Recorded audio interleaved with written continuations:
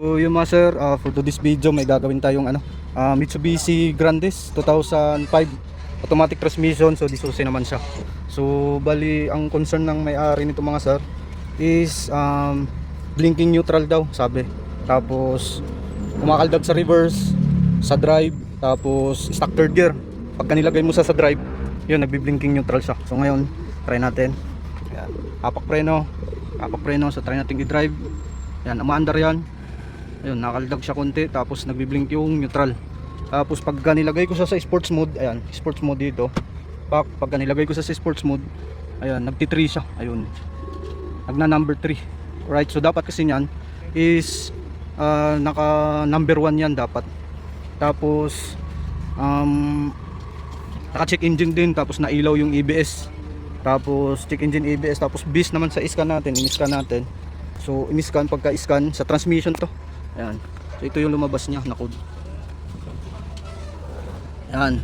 ELC relay, tapos stop lamp switch. Code 54, code 26. Alright, so yung sa check engine naman, ito yung sa transmission. Sa ano naman, sa makina naman tayo. Ayan, try ko lang. Ayan, ready test tayo sa makina. Multi-points fuel injection. Ayan. So sa makina is no full code siya. Pero kanina, ayan, no full code detection. Pero kanina lumabas to oxygen sensor, tapos oxygen sensor, tapos may nakalagay bali apat to fueling, basta. Tapos ngayon wala siyang code, wala naman akong dinelete na pero kanina meron to. Yung sa system select, yung sa kasi system selection lang to so no full code siya.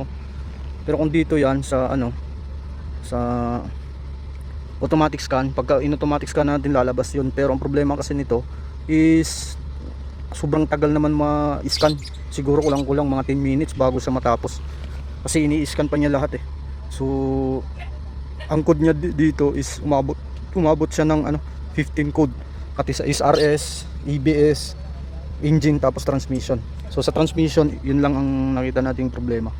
ELC relay. Ayan, so ready to see. So yun, stop lamp and ELC relay open. Alright, so ito naman pagka naka-drive, so bali ang gagawin lang naman natin dito is ang concern lang niya, ang concern lang niya sa akin is pagka nag-drive, so nagbi-blinking neutral, naka-stuck third gear. Tapos sabi niya hirap paahon pagka umahon, lalo na pagka sobrang tirek. Parang sabi niya parang hindi kakayanin, pero kaya naman, pero gapang nga lang. So ayan, drive. So pagka drive may kaldag, so blinking neutral. Pagka nilagay sa sports mode, magna number 3. Ayan, magna number 3. Alright, so ngayon to-troubleshoot natin. So di muna natin to buburahin yung code. Okay, so kahit dito kanina tinisting ko siya, ay nakasagad kasi. So tinisting ko siya kasi dito medyo paahon siya. Ayan may siya, may parang hams bago siya makalabas. So pagka kinambyo siya sa drive, ang yung makina galit na, pero saka sa umusad, galit na yung makina saka sa uusad. So ito yung makina niya, Mibic pala to. Ayan. Alright, so Mitsubishi Grandis. So troubleshoot muna natin, tingnan natin. Kasi ang lumabas is ELC relay. So pwedeng relay, pwedeng wiring, or pwedeng sensor sa transmission. Okay, so yun, update ko na lang kayo mga sir. So nandito pala tayo ngayon sa Taguig, sa may Barangay Rizal. So yan, umuulan na, umaambon na mga sir. So balikan ko na lang kayo. So ito na mga sir. So ayan, umaandar na siya. So pinaandar na natin. Tapos ngayon try nating i-drive. So pagka nilagay siya sa drive, so drive na siya. So dito, ayan, hindi na siya nagbi-blink. Hindi na nagbi-blink yung neutral. Tapos pagka nilagay ko siya ngayon sa sports mode, ayan, lagay ko siya sa sports mode. So bali dito is nagna number 1 na siya. Ayan, number 1. So tinisting na din namin, sinubukan ko siyang iusad. So mabilis na siyang umarangkada kasi naka number 1 na. Right, so pagka nilagay ko sa drive uli, so naka-drive na siya, hindi na siya nagbi-blink. So chinik natin mga fuse, ayan, dito sa loob. Tapos dito sa harap. Ayan. So chinik natin mga fuse and relay, okay naman siya. So hindi muna ako nag-troubleshoot sa sa sensor kasi kasi ang lumabas sa scan kasi ELC relay, so pwedeng relay, fuse, wiring.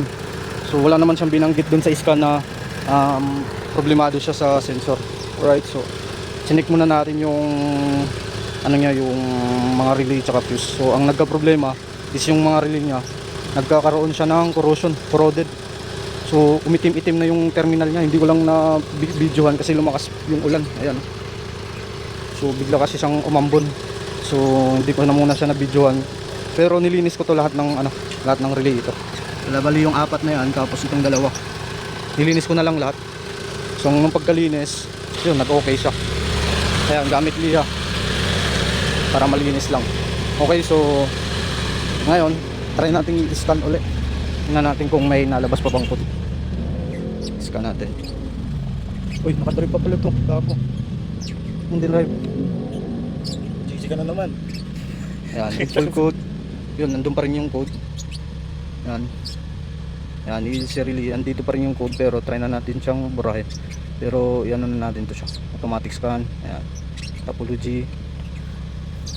Tagal nga lang to, siguro mga 10 minutes bago matapos tong lahat. So yan, tapos na. So, grabe, sobrang tagal ng tagal ng scanning.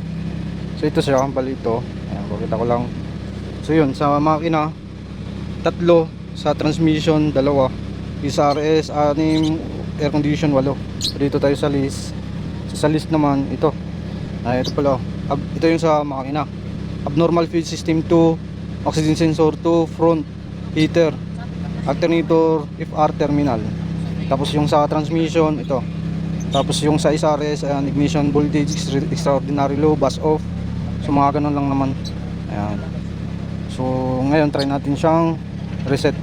Tingnan natin kung mawawala ba yung check engine nya. Pero dapat kasi nito nakapatay eh. Antay lang natin. So yan, nagki-clearing pa lang tayo. So dito, nung dinilit natin, nawala na yung check engine. So bali ang naiwan na lang is yung EBS. Ayan, wala na siyang check engine. Dito, ayun, tapos na. So bali ang naiwan na lang is yung ELC relay open sa transmission. So power steering pressure switch. So ito yung sa Bago may $17. time out not equipped undefined. Alright, so baka patayin, kailangan natin patayin. Uy, bumalik yung check engine. Baka kailangan siya nakapatay. Kada buwan. Natin. Kada buwan yan. $17 pa lang. So yung mga sir, hindi talaga siya mabura. Hindi mabura yung yung code na 3 sa may sa may makina. Ayan, power steering, pressure switch, easy time out not equipped, undefined. So yung check engine wala naman siya. Pero pagka maya i-start siya bumabalik. So ngayon try natin. Start natin.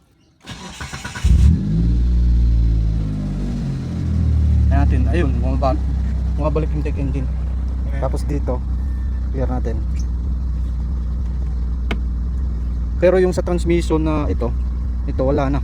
Yung ELC 80. So no DTC na siya. Alright, so ibig sabihin nadali na natin. Okay. So ang tagal kasing ang tagal thank you sir. Ang tagal mag-scan.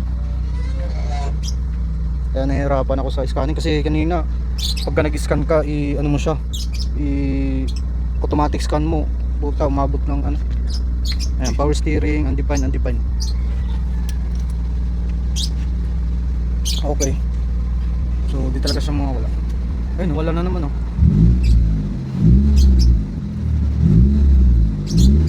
ayun, bumabalik yung check engine.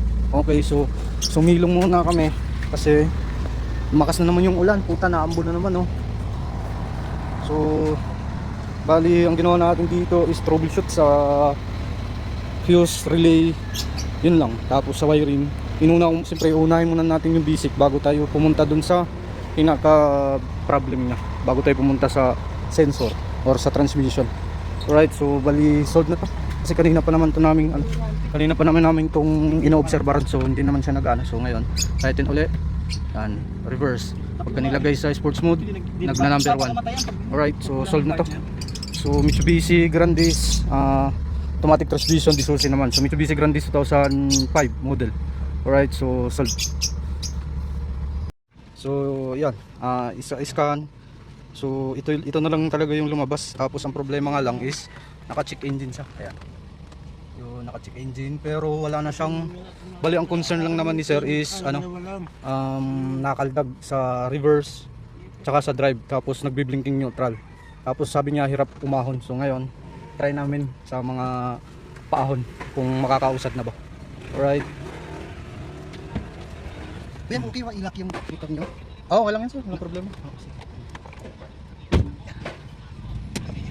Din sa paahon sir. Oo, doon sa C5. Problema, wala ng gas. Hindi, meron pa yan. Meron pa. Pansado po.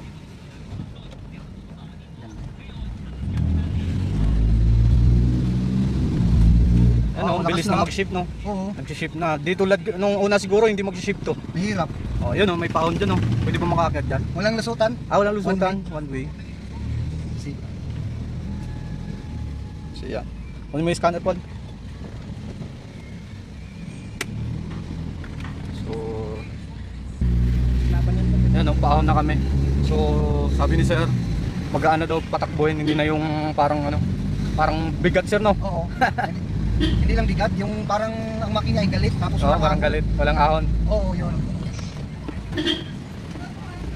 Bukod sa galit ng makina, hindi walang ahon.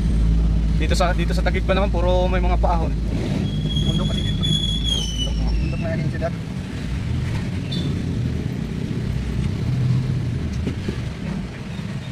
Lalo na pagka mga ganito, pahinta ka na, kumbaga parang Ay, dito po. parang ano, humihinto ka tapos biglang apak gas. Oo. Ang hirap eh no.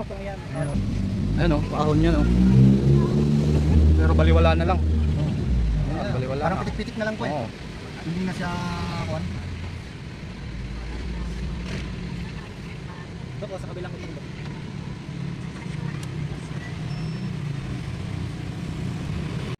Ayan, humataw na si sir.